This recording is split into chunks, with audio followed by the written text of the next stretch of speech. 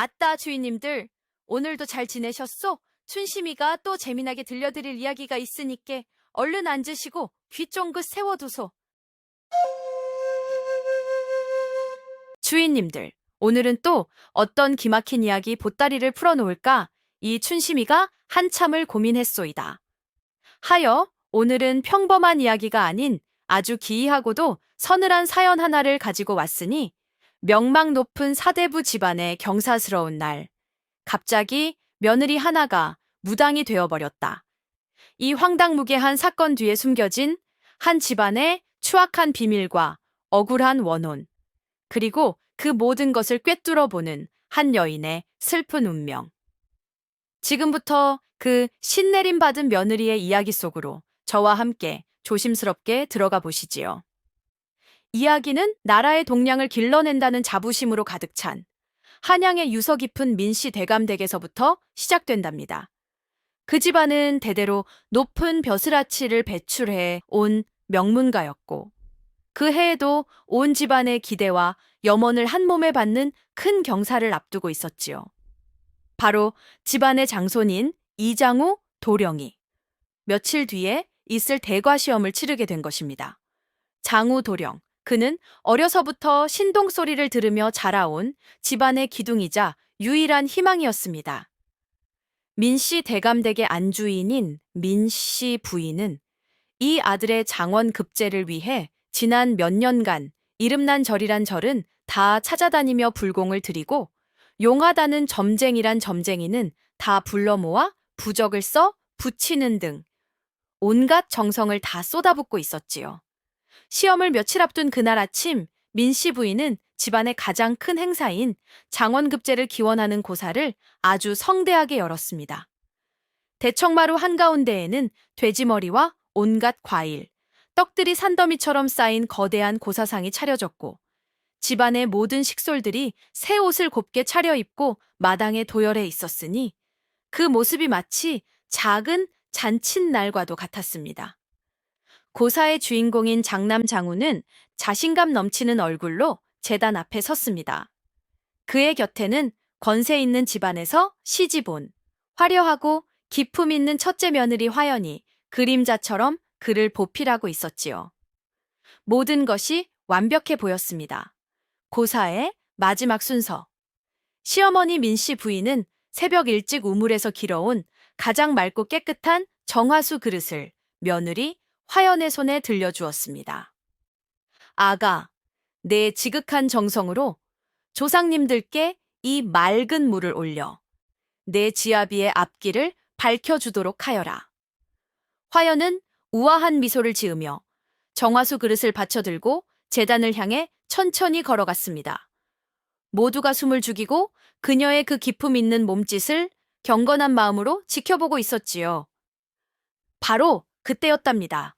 온 식솔들 가장 뒤편 구석진 자리에 존재감 없이 서 있던 둘째 며느리 소희가 갑자기 마치 실성한 사람처럼 앞으로 뛰쳐나오며 날카로운 비명을 질렀습니다. 멈추시오. 아니 되옵니다. 그 정화수에 시커먼 피가 섞여 있사옵니다. 둘째 며느리 소희의 그 뜬금없고도 불길한 외침에 경건했던 고사장의 분위기는 순식간에 싸늘하게 얼어붙었답니다. 모든 사람들의 시선이 일제히 미친 사람처럼 머리를 풀어헤치고 달려나온 소희에게로 쏠렸지요. 시어머니 민씨 부인의 얼굴이 분노로 시뻘겋게 달아올랐습니다. 내 인연, 네가 지금 이 신성한 고사상 앞에서 무슨 망령된 소리를 짓거리는 것이냐. 소희, 그녀는 가난한 선비 집안 출신으로 1년 전 이 집안의 둘째 아들인 태우와 혼이 난 이제 갓 20을 넘은 새댁이었습니다. 그녀는 평소 말이 없고 늘 주눅이 들어있어 집안에서 그림자처럼 지내는 그런 며느리였지요. 시어머니는 물론 손이 동서인 화연과 집안의 하인들마저 그녀를 없는 사람처럼 무시하기 일쑤였습니다. 그런 그녀가 감히 온 집안 사람들이 모인 이 중요한 자리에서 이런 끔찍한 저주와도 같은 말을 내뱉었으니 시어머니의 분노는 하늘을 찌를 듯했습니다. 저 미친 것을 당장 끌어내지 않고 무얼 하느냐. 하인들이 소희를 붙잡기 위해 우르르 달려들었습니다. 하지만 바로 그 순간 소희의 몸에 아주 기이하고도 무서운 변화가 일어나기 시작했습니다. 그녀의 몸이 갑자기 버드나무처럼 가늘게 떨리기 시작했습니다. 평소 늘 고개를 숙이고 있던 그녀의 얼굴이 천천히 위를 향해 들렸지요. 그녀의 눈은 초점을 잃고 텅 빈 채 허공을 응시하고 있었습니다. 그리고 그녀의 입에서 그녀의 것이라고는 도저히 믿을 수 없는 아주 차갑고도 위험 있는 낯선 목소리가 흘러나오기 시작했습니다. 어리석은 것들, 그 목소리는 남자의 것인지 여자의 것인지 심지어는 늙은이의 것인지 젊은이의 것인지조차 분간할 수 없는 기묘한 울림을 가지고 있었습니다. 너희들이 지금 피 묻은 손으로 하늘의 복을 빌고 있구나. 책상 위에 쌓인 저 서책들에 깃든 억울한 원한이 너희 집 장손의 빛나는 앞길을 검은 그림자로 가로막고 있음을 어찌하여 너희는 알지 못하느냐. 그 서늘한 목소리는 마치 이 집안의 가장 깊은 비밀이라도 꿰뚫어 보고 있는 듯 섬뜩하고도 예리했습니다. 첫째 며느리 화연은 서책에 깃든 원한이라는 그 말에 자신도 모르게 흠칫 하며 몸을 떨었습니다. 그녀의 아름다운 얼굴에 아주 희미하지만 분명한 당혹감과 두려움의 빛이 스쳐 지나갔지요. 하지만 그 미세한 변화를 알아차린 사람은 아무도 없었습니다. 소희의 몸을 빌린 그것은 말을 마친 뒤 갑자기 두 팔을 허공에 휘저으며 기이하고도 신들린 듯한 춤사위를 펼치기 시작했습니다. 고요했던 대청마루는 순식간에 둘째 며느리 소희의 기이한 구판으로 변해버렸답니다. 그녀는 눈을 감은 채 온몸을 격렬하게 떨며 마치 보이지 않는 북장단에라도 맞추는 듯 빠르고 현란한 춤사위를 펼쳐 보였지요. 그녀의 몸짓은 때로는 분노에 찬 용처럼 격렬했고, 때로는 하늘 품은 나비처럼 처연했으며, 때로는 모든 것을 꿰뚫어 보는 학처럼 고고했습니다. 평소 바람에도 쓰러질 듯 가냘프기만 하던 그녀의 몸 어디에서 저런 폭발적인 힘이 뿜어져 나오는지 지켜보는 사람들은 모두 공포와 경외감이 뒤섞인 눈으로 그저 넋을 잃고 바라볼 뿐이었습니다. 허허, 저것은 필시 신이 내린 것이야. 사대부집 며느리가 무당이 되다니. 아이고, 집안 망할 징조로구나. 사람들은 저마다 두려움에 떨며 수군거리기 시작했지요. 한참 동안이나 춤을 추던 소희는 갑자기 춤을 뚝 멈추었습니다. 그리고는 몽유병 환자처럼 비틀거리는 걸음으로 제단 앞에 서 있는 형님 장우를 향해 똑바로 걸어가기 시작했습니다. 그녀의 초점 없는 눈은 정확히 장우가 들고 있던 과거 시험 준비용 서책에 고정되어 있었지요. 아, 아니, 저것이 지금 무얼 하려는 게야? 시어머니 민씨 부인이 기겁을 하며 소리쳤지만 아무도 감히 신들린 소희의 앞을 가로막지 못했습니다. 소희는 장우의 앞에 멈춰 섰습니다. 그리고는 아무 말 없이 그의 손에 들려있던 책을 향해 자신의 가녀린 손을 천천히 뻗었지요. 바로 그 순간이었답니다. 소희의 손끝이 책에 닿기도 전에 갑자기 촤르륵 하는 기이한 소리와 함께 장우의 손에 들려있던 그 두꺼운 책이 마치 살아있는 생명체처럼 저절로 빠르게 펼쳐지기 시작하는 것이 아니겠소. 그리고 책의 가장 마지막 장이 펼쳐졌을 때 그 안에서 까맣고 작은 무언가가 툭 하고 바닥으로 떨어졌습니다. 그것은 바로 책갈피 속에 눌려져 있던 날개가 바싹 마른 나비 한 마리였습니다. 그런데 그 나비의 날개에는 희미하지만 분명하게 붉은 핏자국 같은 얼룩이 묻어 있었지요.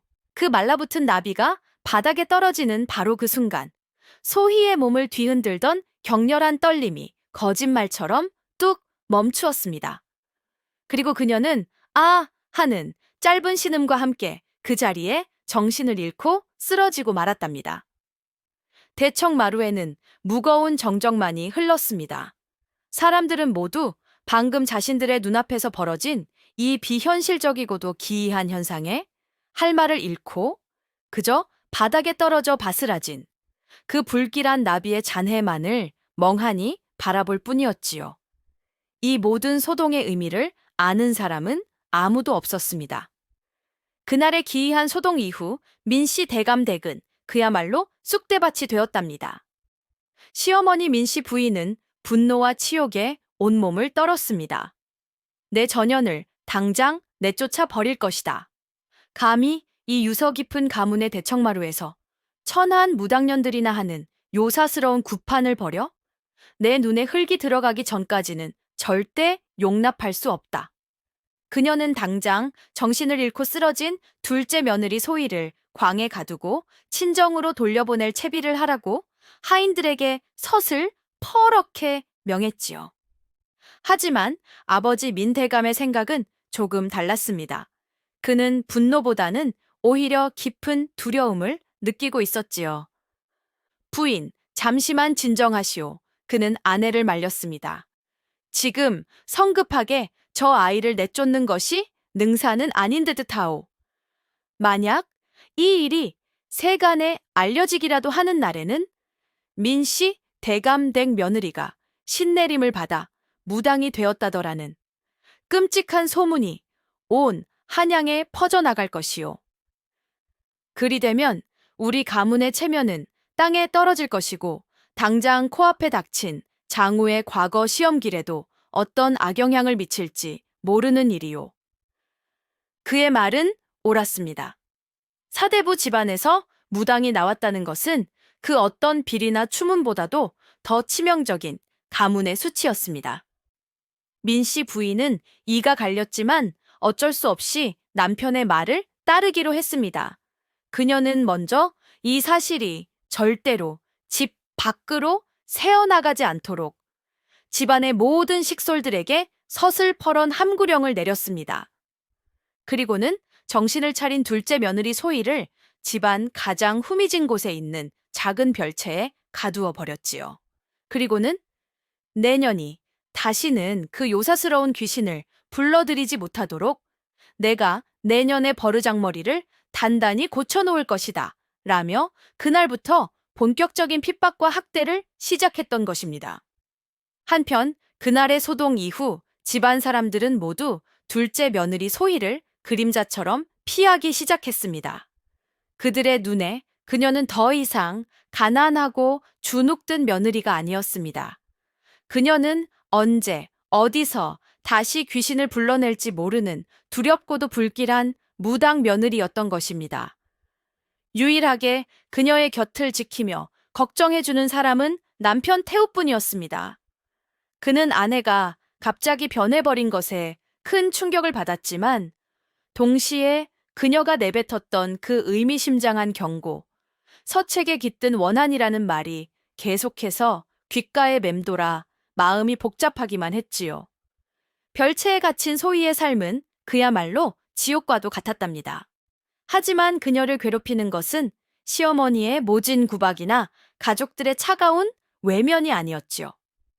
그녀를 정말로 미치게 만드는 것은 바로 그녀 자신의 눈이었습니다.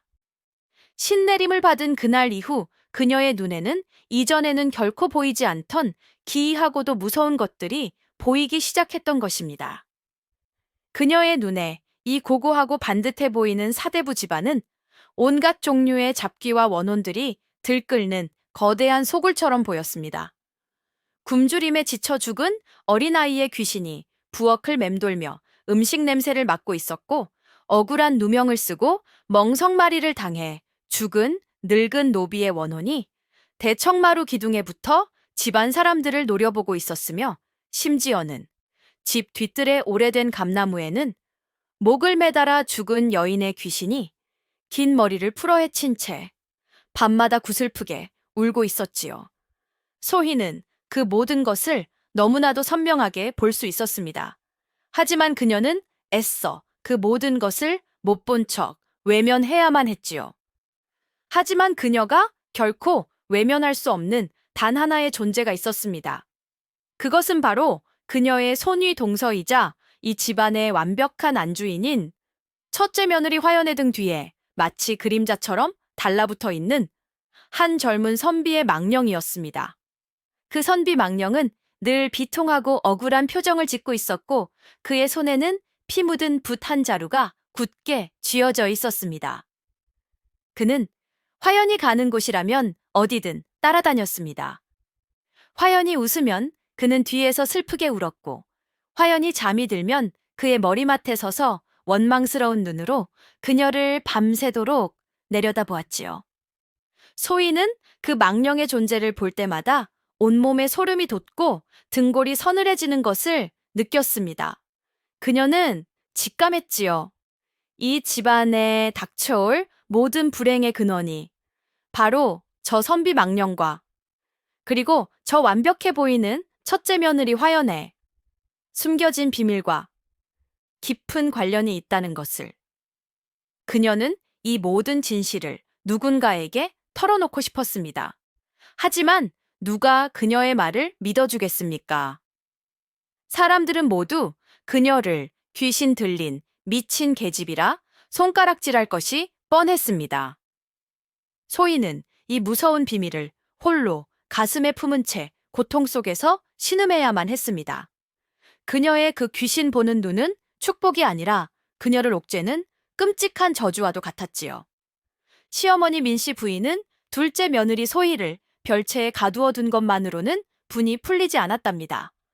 그녀는 며느리의 그 요사스러운 신기를 완전히 꺾어버리고 다시는 그 불길한 능력을 사용하지 못하도록 아주 혹독하고 치졸한 방식으로 그녀를 핍박하기 시작했지요. 그녀는 먼저 소희의 몸을 쇠약하게 만들려 했습니다. 그녀는 소희에게 하루에 멀건 죽 한 그릇만을 내어주었고 방 안의 모든 이부자리를 빼앗아 차가운 마룻바닥에서 잠을 자게 했습니다. 내년의 몸에 깃든 그 더러운 귀신은 배가 부르고 몸이 따뜻하면 더욱더 기승을 부리는 법이다. 내 몸을 굶주리고 차갑게 하여 그 악귀의 힘을 말려 죽여야만 한다. 그녀는 자신의 학대를 귀신을 쫓기 위한 어쩔 수 없는 방편이라는 교묘한 명분으로 포장했지요. 다음으로 그녀는 소희의 정신을 피폐하게 만들려 했습니다. 그녀는 소희가 잠시라도 눈을 감고 명상에 잠기려 하면 하인들을 시켜 시끄러운 소리를 내게 하거나 방 안으로 차가운 물을 끼얹게 했습니다. 게으른 것, 어디서 대낮부터 잠을 자려 하느냐, 어서 일어나 마당의 풀이라도 모두 뽑아내거라. 그녀는 소희에게 잠시도 쉴 틈을 주지 않고 온갖 굳은 일을 억지로 시켰습니다. 냄새나는 변소를 치우게 하고 무거운 장독대를 닦게 했으며 거친 삼배 옷을 밤새도록 빨게 했지요. 그녀의 진짜 목적은 소희의 실력을 억누르고 그녀를 다시 예전의 그 주눅든 순종적인 며느리로 되돌려 놓으려는 것이었습니다. 하지만 주인님들 억압은 때로는 억압받는 자의 힘을 더욱더 강하게 만드는 법이지요. 시어머니의 핍박이 심해질수록 오히려 소희의 영적인 능력은 이전보다 더욱더 예리하고 강해져만 갔습니다. 그녀는 이제 단순히 귀신을 보는 것을 넘어 그들의 목소리를 들을 수 있게 되었고 그들의 감정을 느낄 수 있게 되었습니다. 그녀의 귀에는 집안 곳곳에 숨어 있는 원혼들의 그 처절한 울음소리와 분노의 속삭임이 밤낮으로 맴돌았지요. 그리고 그녀의 눈에는 첫째 며느리 화연의 등 뒤에 붙어 있는 그 선비 망령의 모습이 점점 더 선명하게 보이기 시작했습니다.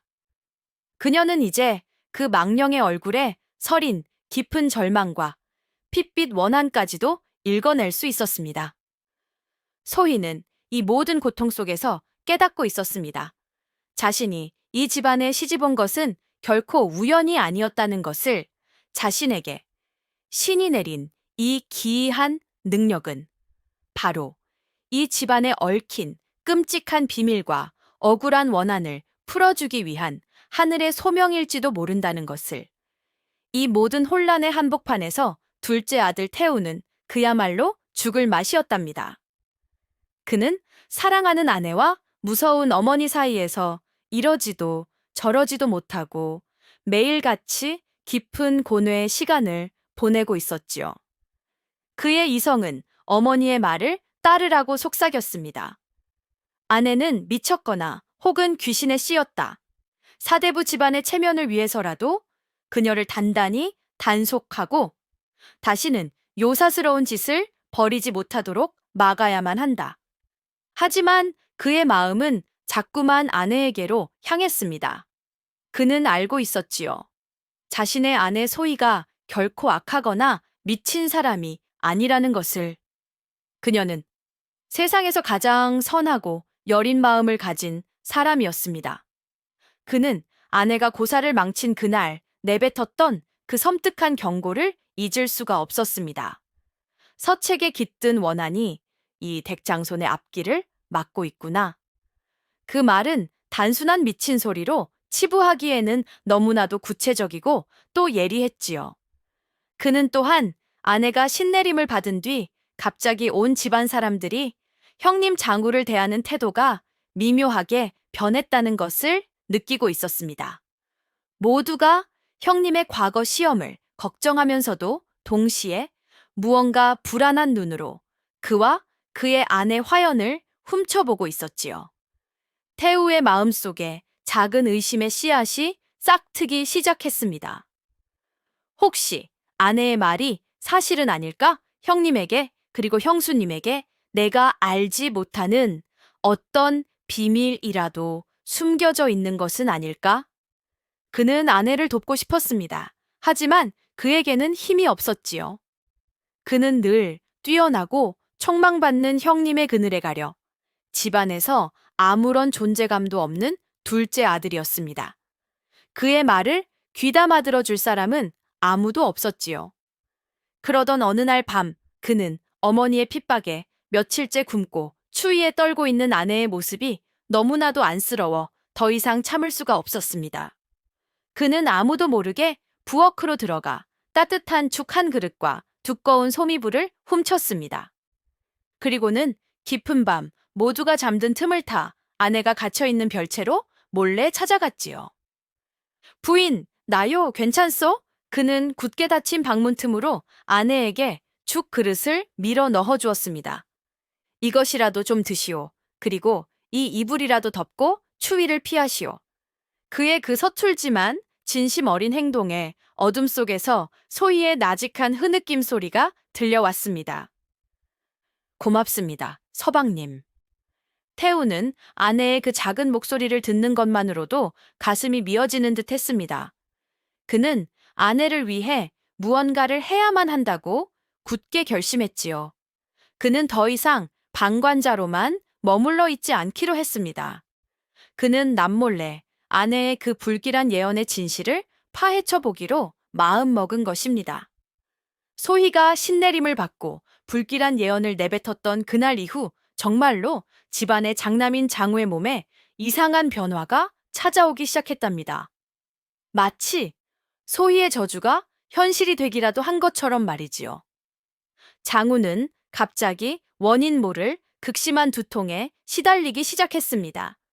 그는 밤낮으로 머리가 깨질 듯이 아프다며 머리를 쥐어뜯고 괴로워했지요.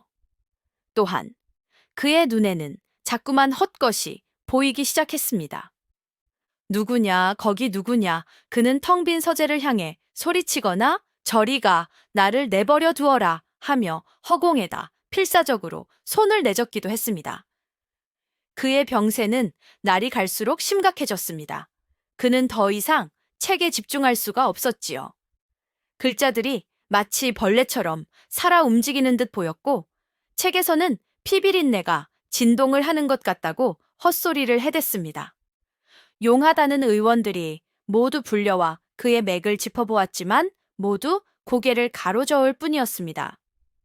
도련님의 몸에는 아무런 이상이 없사옵니다. 이는 필시 과거 시험에 대한 중압감 때문에 생긴 마음의 병인 듯하옵니다.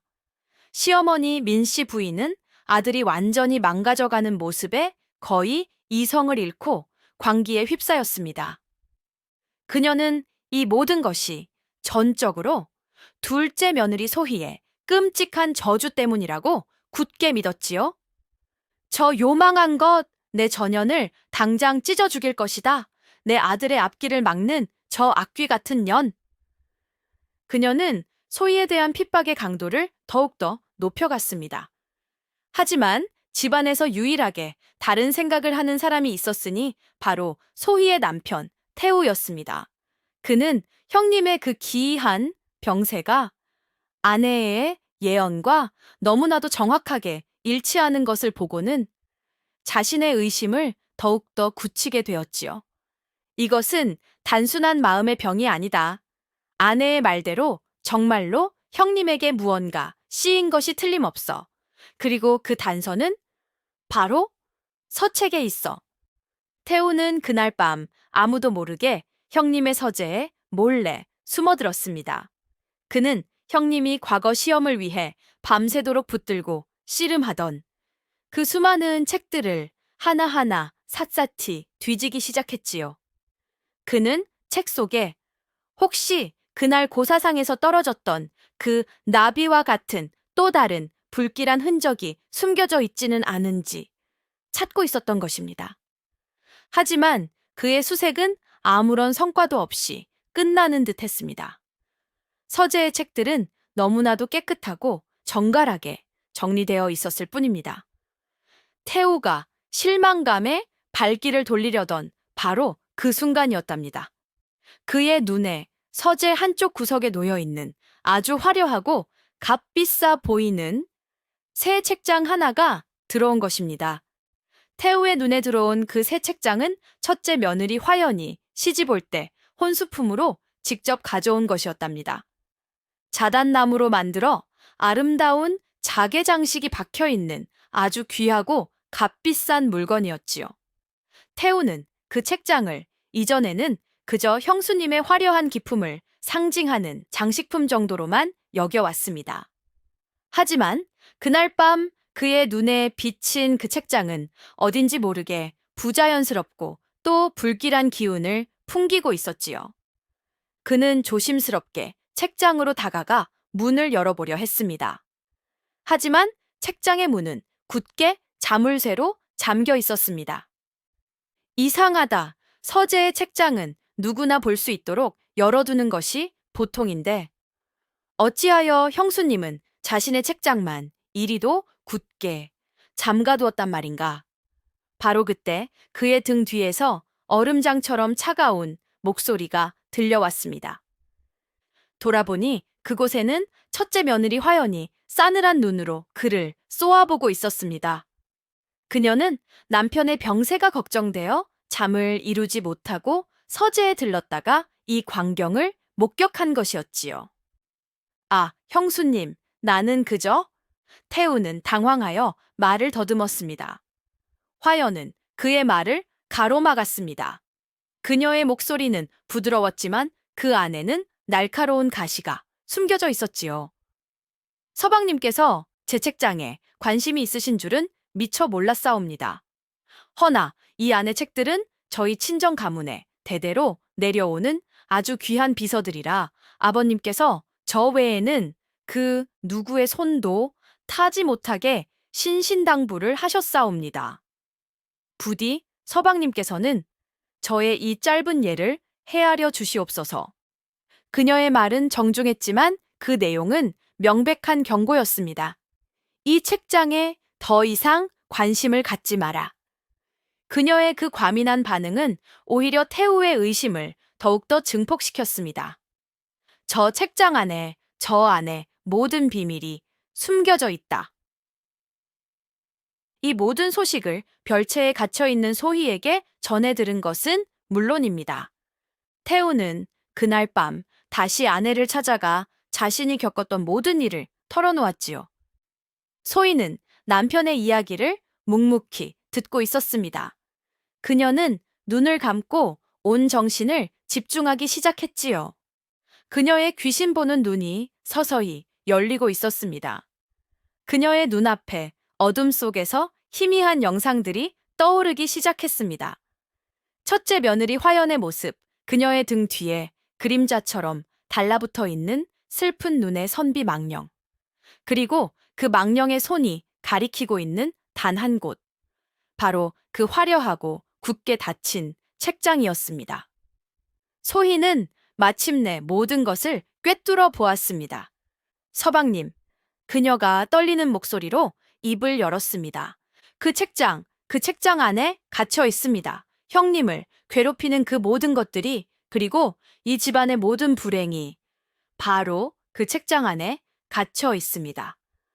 소희의 그 확신에 찬 예언에 태우는 더 이상 망설일 수가 없었답니다. 하지만 형수 화연이 눈에 불을 켜고 지키고 있는 그 책장을 어찌 열어볼 수 있단 말이오.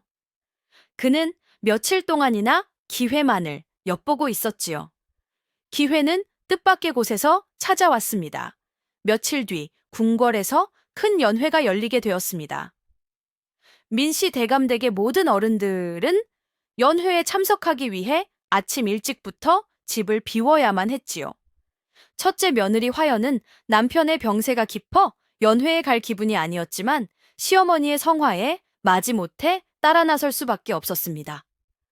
그녀는 떠나기 직전까지 자신의 책장에 다시 한번 자물쇠를 확인하고 하인들에게 내가 돌아올 때까지 아무도 이 서재에 발을 들이지 못하게 하라고 신신당부를 했지요.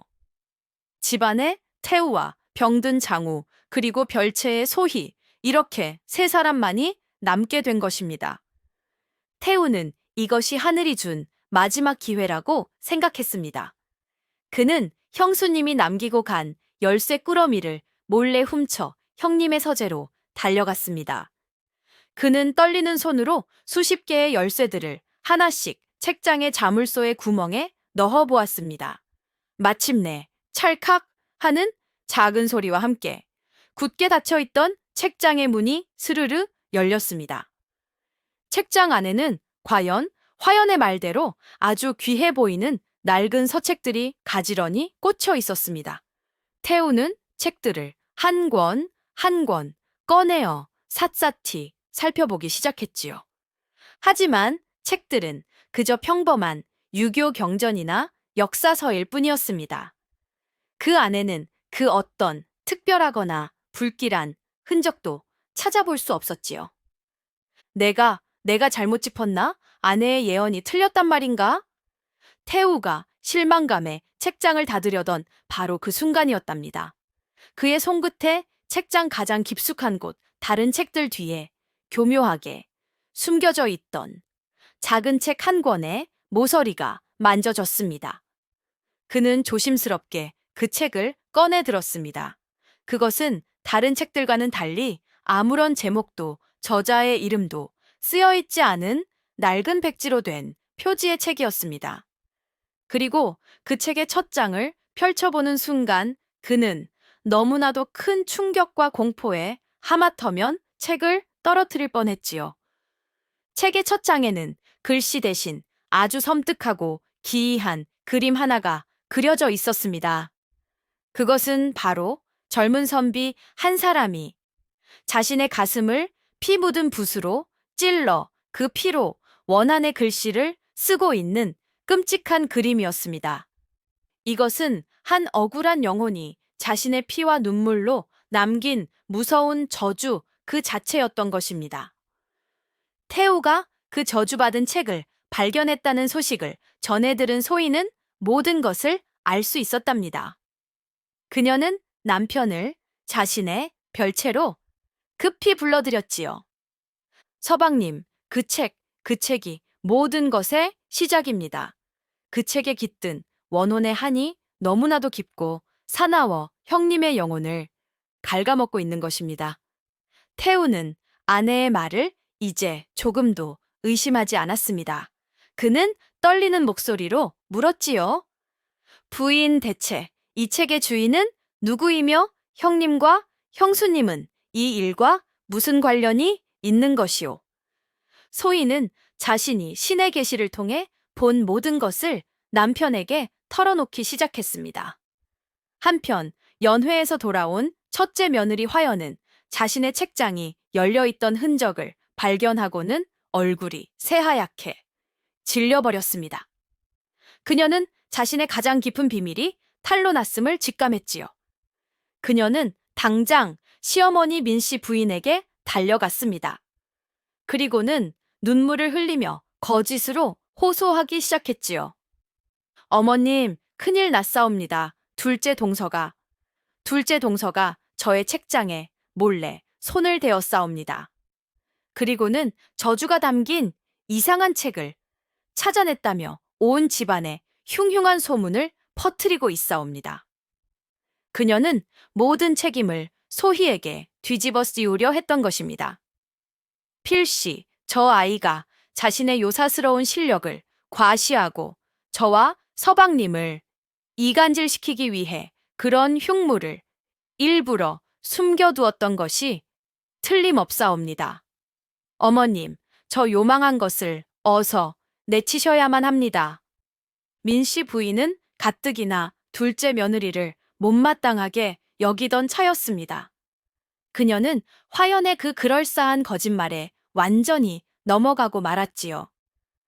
네, 이럴 줄 알았다. 저것이 결국 본색을 드러내는구나. 형님의 학문까지 질투하여 저주를 퍼붓다니. 저런 악독한 것은 내 며느리로 둘 수 없다. 그녀는 당장 둘째 아들 태우를 자신의 방으로 불러들였습니다. 그리고는 불호령을 내렸지요. 태우야, 너는 어미의 말이 옳으냐? 아니면 저 귀신 들린 내년의 처가 옳으냐? 당장 그 요망한 계집의 편을 들기를 멈추지 않으면 너 또한 내 자식으로 여기지 않을 것이다. 태우는 어머니의 그 서슬퍼런 협박과 눈물로 호소하는 형수, 그리고 진실을 말하는 아내 사이에서 끔찍한 갈등에 휩싸였습니다. 그는 아내를 믿었지만 집안의 평화를 위해 어떻게 해야 할지 알 수가 없었지요. 시어머니와 형수님의 거센 압박에 태우가 이러지도 저러지도 못하고 괴로워하고 있을 때 별채에 있던 소희의 몸에 다시 한번 기이한 변화가 찾아왔답니다. 그녀는 남편이 위기에 몰렸음을 직감했지요. 그녀는 더 이상 침묵하고 있을 수만은 없었습니다. 그녀는 자신의 모든 실력을 쏟아부어 그 선비망령의 정확한 정체를 꿰뚫어 보기로 결심했습니다. 그녀는 눈을 감고 온 정신을 집중했습니다. 그녀의 눈앞에 어지럽게 흩어져 있던 과거의 파편들이 하나둘씩 제자리를 찾아 맞추어지기 시작했지요. 그녀는 보았습니다. 3년 전 비가 내리던 과거 시험장의 모습을, 그리고 그곳에서 자신의 형님 장우와 마주 앉아 답안지를 써 내려가고 있는 한 젊고 총명한 선비의 얼굴을. 그녀는 들었습니다. 합격자가 발표되던 날 자신의 이름이 차석에 불린 것을 확인하고 절망에 빠져 울부짖던 그 선비의 목소리를, 그리고 마침내 그녀는 알게 되었습니다.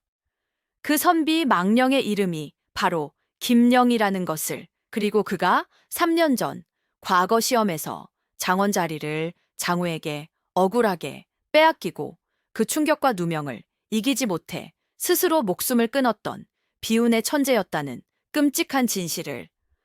아, 소희는 너무나도 큰 충격에 짧은 신음을 내뱉었습니다. 그녀는 이제 모든 것을 알 수 있었습니다. 그녀는 비틀거리는 몸을 이끌고 시어머니와 형수, 그리고 남편이 대치하고 있는 대청마루로 향했습니다. 그녀가 마루에 들어서는 순간 모든 사람들의 시선이 그녀에게로 쏠렸지요.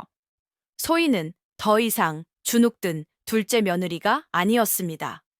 그녀의 눈은 깊고 서늘하게 빛나고 있었고, 그녀의 목소리는 나직했지만 그 안에 거부할 수 없는 진실의 무게를 담고 있었지요. 그녀는 첫째 며느리 화연을 똑바로 쏘아보며 말했습니다. 형님, 그녀의 목소리는 얼음장처럼 차가웠습니다. 이제 그만 그 가면을 벗으시지요. 그녀는 말을 이었습니다. 형님의 등 뒤에 늘 따라다니는 그 가여운 영혼이 제게 모든 것을 말해 주었습니다. 3년 전 그 비 내리던 과거 시험장에서 무슨 일이 있었는지를, 그리고 형님의 그 화려한 책장 속에 어찌하여 김령이라는 선비의 피 묻은 답안지가 숨겨져 있었는지를 말입니다. 소희의 그 날카로운 한마디에 화연의 그 완벽했던 가면이 와르르 무너져 내리기 시작했습니다. 소희의 그 서늘하고도 모든 것을 꿰뚫어 보는 듯한 말 한마디에 대청마루에는 찬물을 끼얹은 듯 무거운 정적이 흘렀답니다. 모든 사람들의 시선이 이제는 첫째 며느리 화연에게로 쏠렸지요. 화연의 얼굴은 백지장처럼 하얗게 질려 있었습니다. 그녀의 아름다운 눈동자는 공포와 당혹감으로 미친 듯이 흔들리고 있었지요. 그녀는 아무도 알아서는 안 될 자신의 가장 끔찍한 비밀이 만천에 드러났음을 깨달았습니다. 무슨 소리를 하는 것이냐. 나는 김령이라는 이름은 들어본 적도 없다. 그녀는 마지막까지 발뺌을 하려 했지만 그녀의 그 떨리는 목소리는 오히려 그녀의 죄를 더욱더 명백하게 증명해주고 있을 뿐이었습니다. 소희는 그런 그녀를 차갑게 내려다보며 말을 이었습니다. 거짓을 고하지 마십시오, 형님. 제가 형님의 눈동자 속에서 그 모든 진실을 보고 있으니 말입니다. 그리고 소희의 입을 통해 3년 전 그날의 추악한 진실이 낱낱이 폭로되기 시작했습니다. 이야기는 3년 전 대과 시험장으로 거슬러 올라갑니다. 그 해 과거 시험의 장원 자리를 두고 두 명의 천재가 치열한 경합을 벌이고 있었지요. 한 명은 바로 민씨 대감댁의 장손 이장우였고, 다른 한 명은 가난하지만 비상한 두뇌를 가진 선비 김령이었습니다. 모두가 두 사람 중 한 명이 장원이 될 것이라 예측했지만 그 누구도 김령의 학식이 장우보다 한 수 위라는 사실을 부정하지는 못했지요. 그리고 그 사실을 누구보다도 잘 알고 있었던 사람이 바로 장우의 약혼녀였던 화연과 그녀의 아버지였습니다. 그들은 자신들의 사위 그리고 아들이 가난한 선비에게 밀려 장원을 놓치는 것을 결코 용납할 수가 없었지요. 그들은 자신들의 권력과 재물을 이용하여 끔찍한 음모를 꾸몄습니다. 그들은 시험관을 거액의 뇌물로 매수하여 장우와 김령의 답안지를 서로 바꿔치기 하도록 만들었던 것입니다. 그 결과 장우는 자신이 쓰지도 않은 김령의 그 훌륭한 답안지로 장원급제를 하게 되었고, 진짜 천재였던 김령은 오히려 장우의 그 형편없는 답안지를 자신의 것으로 제출한 셈이 되어 낙방의 고배를 마셔야만 했습니다. 그것으로도 모자라 화연의 아버지는 김령이 장우의 답안지를 훔쳐 자신의 이름으로 제출하려 했다는 파렴치한 누명까지 뒤집어 쓰였습니다. 억울함을 호소할 길이 없었던 순수하고 강직했던 선비 김령은 그 충격과 모욕을 이기지 못하고 결국 자신의 피로 혈서를 남기고 스스로 목숨을 끊고 말았던 것입니다. 그리고 장우는 이 모든 진실을 알고 있었지만 가문의 기대와 장인의 압박에 못 이겨 그 추악한 진실을 묵인하고 거짓된 장원의 영광을 차지했던 것입니다. 소희의 입을 통해 3년 전의 추악한 진실이 낱낱이 폭로되자 대청마루는 경악과 충격의 도가니가 되었답니다. 시어머니 민씨 부인은 자신이 그토록 자랑스러워했던 장남의 장원급제가 사실은 더러운 조작극이었다는 사실에 너무나도 큰 충격을 받아 그 자리에 주저앉고 말았지요. 소희는 마지막 쐐기를 박았습니다. 그녀는 굳게 닫힌 화연의 책장을 가리키며 말했지요. 저 안에 모든 증거가 들어 있습니다. 형수님께서는 김령 선비의 그 억울한 피가 묻은 답안지를 참아버리지 못하고 저 책장 깊숙한 곳에 지난 3년 동안 비밀스럽게 숨겨두고 계셨지요. 그것이 언젠가 자신들의 발목을 잡을 족쇄가 될 것이라는 두려움 속에서 말입니다. 그녀는 말을 이었습니다. 제가 고사상에서 본 그 부정한 피는 바로 저 답안지에 깃든 김영선비의 억울한 원혼의 눈물이었습니다. 그리고 형님의 앞길을 막고 있던 서책의 원한이란 바로 저 책장 안에 갇혀 진실이 밝혀지기만을 애타게 기다리고 있던 저 가여운 영혼의 절규였던 것입니다. 이제 모든 것이 명백해졌습니다. 장남 장우가 원인 모를 병에 시달렸던 것은 결코 소희의 저주 때문이 아니었습니다. 그것은 바로 자신이 저지른 죄에 대한 깊은 죄책감이 밤마다 김령의 원혼이라는 끔찍한 환영이 되어 그의 영혼을 갉아먹고 있었기 때문이었던 것입니다. 민 씨 부인은 떨리는 손으로 첫째 며느리 화연을 가리켰습니다. 네, 네가 감히 네가 내 아들을 망치고 우리 가문을 기만했단 말이냐? 모든 진실이 탄로나자 화연은 더 이상 버틸 수가 없었습니다. 그녀는 그 자리에 무너지듯 꿇어앉아 오열하기 시작했지요. 어머님, 제가 죽을 죄를 지었사옵니다. 모든 것은 저희 아버님의 욕심에서 시작된 것이었사옵니다.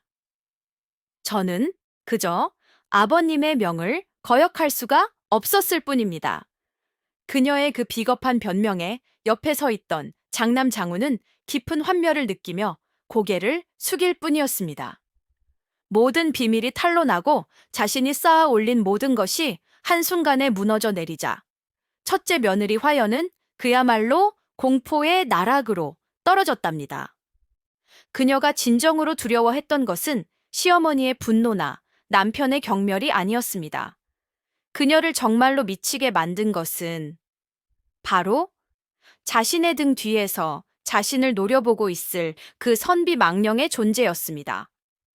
그동안 그녀는 애써 그 존재를 무시하고 외면해 왔습니다. 그것이 자신의 죄책감이 만들어낸 헛된 망상일 것이라고 스스로를 속여왔지요. 하지만 이제 소희의 입을 통해 그 망령의 정체가 억울하게 죽은 김령이라는 것을 확인하게 된 순간 그녀의 그 마지막 이성의 방어벽마저 와르르 무너져 내리고 만 것입니다. 아, 저기, 그가 서 있어. 화연은 텅 빈 허공을 향해 손가락질하며 비명을 질렀습니다. 그녀의 눈에는 피 묻은 붓을 든 김령의 원혼이 서늘한 미소를 지으며 자신에게 다가오는 모습이 선명하게 보였던 것입니다. 오지 마, 저리 가, 내가 잘못했다, 내가 다 잘못했으니 제발 나를 용서해다오. 그녀는 머리를 풀어헤치고 땅바닥을 기며 보이지 않는 존재를 향해 필사적으로 용서를 빌었습니다. 그녀의 그 광기 어린 모습에 집안 사람들은 모두 공포에 질려 뒷걸음질 칠 뿐이었지요. 화연은 지난 3년 동안 단 하루도 편히 잠을 이루지 못했습니다. 그녀는 밤마다 김령의 원혼이 자신의 목을 조르는 악몽에 시달려왔지요. 그녀가 그토록 그 저주받은 책을 버리지 못하고 책장에 숨겨두었던 이유도 바로 그 때문이었습니다. 그녀는 그 책을 버리는 순간 김령의 원혼이 풀려나 자신을 해칠 것이라고 두려워했던 것입니다. 그녀가 그토록 소나라의 똥서인 소희를 멸시하고 핍박했던 진짜 이유도 이제야 밝혀졌습니다. 그녀는 소희의 그 맑고 순수한 눈이 두려웠던 것입니다. 혹시라도 저 아이의 눈이 자신의 더러운 비밀과 등 뒤에 숨어 있는 끔찍한 망령의 존재를 꿰뚫어 볼까봐 늘 불안에 떨었던 것입니다. 그녀의 모든 행동은 결국 자신의 죄를 덮기 위한 처절한 발버둥이었을 뿐입니다. 하지만 진실의 무게는 너무나도 무거웠고 마침내 그녀의 약한 영혼을 완전히 짓눌러 버리고 만 것입니다. 첫째 아들 부부가 자신들의 죄의 무게에 짓눌려 완전히 망가져가는 모습을 시어머니 민씨 부인은 더 이상 지켜보고만 있을 수가 없었답니다. 그녀는 이 모든 비극을 끝내야만 한다고 생각했지요. 그녀는 자신이 그토록 멸시하고 핍박했던 둘째 며느리 소희의 앞에 처음으로 고개를 숙였습니다. 아가. 그녀의 목소리는 떨리고 있었습니다. 내가 어리석었다. 내가 너를 오해했구나. 부디 이 어미의 죄를 용서하고 우리 집안을 이 끔찍한 저주에서 구해주지 않겠느냐. 소희는 시어머니의 그 진심 어린 참회에 아무 말 없이 고개를 끄덕였습니다. 그녀는 이 집안에 얽힌 모든 원한의 매듭을 자신의 손으로 직접 풀어주기로 결심했지요. 그녀는 시어머니와 온 가족이 보는 앞에서 선언했습니다. 오늘 밤 제가 이 집안의 앞길을 막고 있는 모든 부정한 것들을 씻어내고 억울한 영혼의 한을 풀어주는 마지막 굿을 벌이겠습니다. 그리고 그 끝에서 모든 진실은 제자리를 찾게 될 것입니다. 그날 밤 대청마루에는 다시 구판이 벌어졌습니다. 하지만 그 분위기는 처음과는 완전히 달랐지요. 그곳에는 더 이상 불신과 공포가 아닌 참회와 구원을 바라는 간절한 마음만이 가득했습니다. 소희는 붉은 무복을 곱게 차려입었습니다.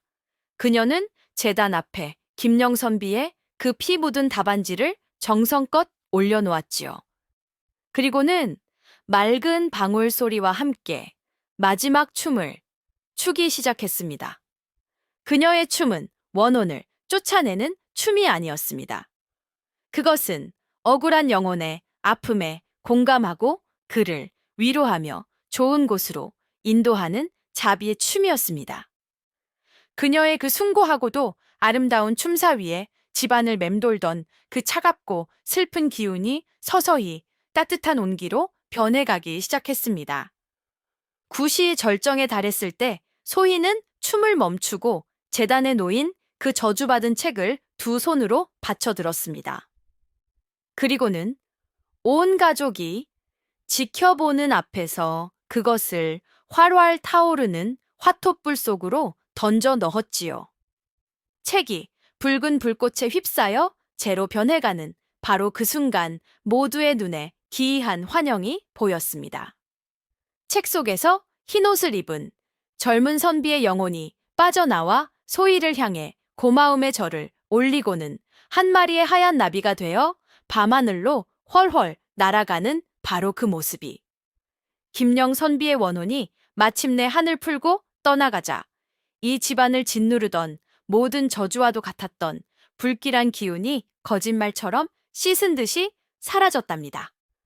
가장 먼저 놀라운 변화를 보인 것은 장남 장우였습니다. 지난 몇 달간 그를 괴롭히던 지독한 두통과 끔찍한 환영이 하룻밤 사이에 완전히 사라진 것입니다. 그는 오랜 악몽에서 깨어난 사람처럼 맑고 편안한 얼굴로 아침을 맞이할 수 있었지요. 그의 영혼을 갉아먹던 죄책감이라는 무서운 귀신이 떠나갔기 때문입니다. 첫째 며느리 화연 역시 더 이상 헛것을 보며 비명을 지르지 않았습니다. 그녀를 밤새도록 괴롭히던 선비의 망령이 사라졌기 때문이지요. 하지만 그녀의 마음속에 평화가 찾아온 것은 아니었습니다. 그녀는 자신이 저지른 끔찍한 죄의 무게를 이제 온전히 자신의 두 발로 감당해야만 했습니다. 그날 밤 모든 진실이 밝혀지고 김영의 원혼이 떠나가는 그 마지막 구판의 끝에서 소희는 자신의 몸에 김영의 영혼을 잠시 빌렸습니다. 그리고는 그의 목소리로 자신의 오라비이자 김영의 벗이었던 자신의 친정 오라비에게 부디 나의 억울함을 세상에 알리고 나의 명예를 되찾아다오라는 마지막 유언을 남겼지요. 그리고 그 유언은 곧 현실이 되었습니다. 모든 추악한 진실이 만천해 드러나자 시어머니 민씨 부인은 이제 가문의 운명을 건 가장 어렵고도 중요한 선택의 기로에 놓이게 되었답니다. 그녀의 앞에는 두 개의 길이 있었습니다.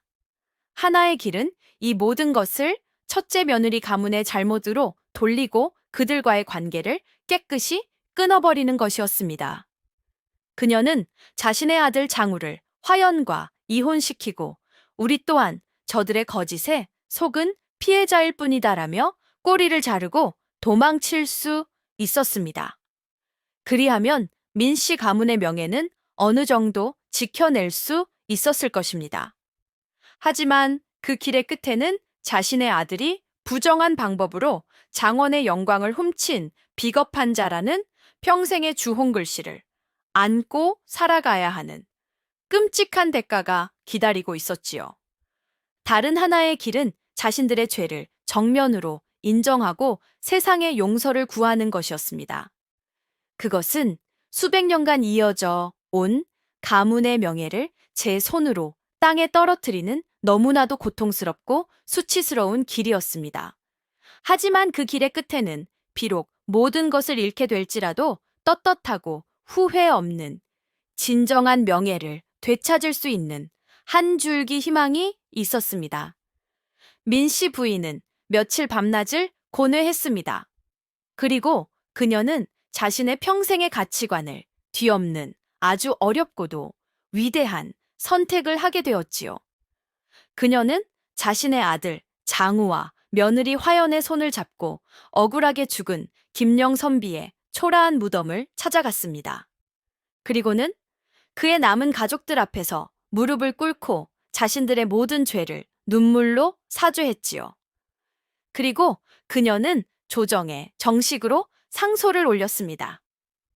장남 이장우의 3년 전 장원급제는 모두 부정한 방법으로 얻어진 것이니 마땅히 취소하여 주시고 그 영광을 원래의 주인인 김령에게 돌려주시옵소서.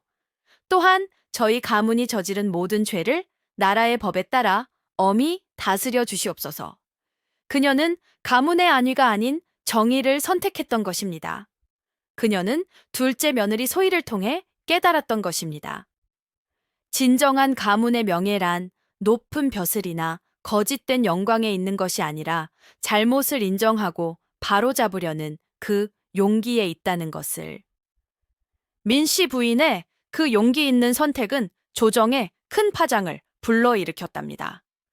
임금께서는 자신의 죄를 스스로 고하는 그 떳떳한 태도에 오히려 크게 감동하셨다고 하지요. 임금께서는 민 씨 부인의 청을 받아들여 3년 전 장원급제를 무효로 하고 그 영광을 억울하게 죽은 김영 선비에게 되돌려 주었습니다. 그의 가문은 명예를 회복하게 되었지요. 또한 임금께서는 민 씨 가문이 스스로의 죄를 뉘우치고 정의를 바로 세우는데 공을 세웠다 하여 그들에게 큰 벌을 내리는 대신 장남 장우에게 오랫동안 자숙하며 학문에 정진하라는 관대한 처분을 내리셨다고 합니다. 그렇게 권선징각, 즉 선한 자는 복을 받고 악한 자는 벌을 받는 하늘의 이치가 마침내 바로 서게 된 것입니다. 모든 사건이 마무리된 뒤 민씨 대감댁에는 길고 길었던 상처의 치유 과정이 시작되었습니다. 장남 장우는 자신의 거짓된 영광을 모두 내려놓고 텅 빈 마음으로 다시 학문의 길을 걷기 시작했습니다. 그는 더 이상 장원급제라는 헛된 욕망에 집착하지 않았습니다. 그는 자신의 죄를 씻고 진정한 선비로 거듭나기 위해 묵묵히 자신을 갈고 닦았지요. 첫째 며느리 화연은 남편의 곁에서 조용히 그를 내조하며 자신의 과오를 참회했습니다. 그녀는 더 이상 화려한 비단 옷이나 값비싼 폐물로 자신을 치장하지 않았습니다. 그녀는 소박한 무명옷을 입고 집안의 굳은 일을 도맡아 하며 진정한 아내이자 며느리의 도리를 배워나갔지요. 두 사람은 비록 모든 것을 잃었지만 그 과정에서 서로의 가장 추악한 모습을 마주하고 그럼에도 불구하고 서로를 용서하고 보듬어 안으며 이전보다 훨씬 더 단단하고 진실한 부부의 연을 맺게 되었다고 합니다. 그리고 이 모든 기적의 중심에는 바로 둘째 며느리 소희가 있었습니다. 그녀는 자신의 신비한 능력으로 골마 터진 상처를 드러내고 그 상처를 자신의 따뜻한 마음으로 어루만져 온 가족을 구원했던 것입니다. 모든 폭풍이 지나가고 민씨 대감댁에는 마침내 진정한 평화가 찾아왔답니다. 이제 그 집안에서는 더 이상 둘째 며느리 소희를 귀신 붙은 며느리라 부르는 사람이 아무도 없었지요. 오히려 그녀는 가문의 부정을 바로잡고 죽은 자의 한을 풀어준 지혜롭고 신비로운 며느리로 온 식솔들의 존경과 사랑을 한 몸에 받게 되었습니다. 시어머니 민씨 부인은 이제 첫째 며느리보다 둘째 며느리 소희를 더욱더 아끼고 의지했습니다. 그녀는 집안의 모든 대소사를 소희와 의논했으며 그녀의 지혜로운 판단을 전적으로 신뢰했지요. 아가, 네가 이 집안의 진짜 어른이다. 남편 태우는 아내에 대한 자랑스러움에 어깨가 으쓱해졌습니다. 그는 아내의 가장 든든한 지원군이자 다정한 동반자로서 평생 그녀의 곁을 지켰다고 합니다. 그렇다면 소희의 그 신비한 능력은 어떻게 되었을까요? 신기하게도 집안의 모든 원한이 풀리고 평화가 찾아오자 그녀의 그 신내림 증상은 거짓말처럼 사라졌다고 합니다. 그녀는 더 이상 귀신을 보거나 그들의 목소리를 듣지 않았습니다. 그녀는 다시 예전의 그 조용하고 평범한 둘째 며느리의 모습으로 돌아온 것입니다. 하지만 그녀의 영혼 깊은 곳에는 보이지 않는 진실을 꿰뚫어보는 그 맑고 깊은 지혜만은 그대로 남아 있었지요. 그녀는 그 지혜를 자신을 과시하거나 남을 해하는데 쓰지 않았습니다. 그녀는 그저 가족들의 마음을 헤아리고 이웃의 아픔을 보듬어주는 따뜻한 등불처럼 자신의 삶을 살아갔습니다. 세월이 흘러 사람들은 그녀를 방울소리 며느리라 불렀다고 합니다. 그녀가 구슬할 때 울리던 그 맑은 방울소리가 마치 세상의 모든 거짓과 부정을 깨우는 진실의 소리처럼 들렸기 때문이지요. 그렇게 그녀의 이야기는 전설이 되어 우리에게 한 가지 소중한 진리를 가르쳐 주고 있습니다. 진정한 지혜란 책 속에만 있는 것이 아니라 보이지 않는 진실을 마주할 용기와 타인의 아픔에 공감할 줄 아는 그 따뜻한 마음에 있다는 것을 말이요. 자, 주인님들, 오늘 춘심이가 들려드린 방울소리 며느리 이야기는 여기까지랍니다. 부디 주인님들께서도 맑은 방울소리처럼 진실한 삶을 살아가시기를 이 춘심이가 간절히 바라겠소이다. 다음에 또 재미난 이야기 보따리 들고 찾아뵙겠습니다. 고맙소이다.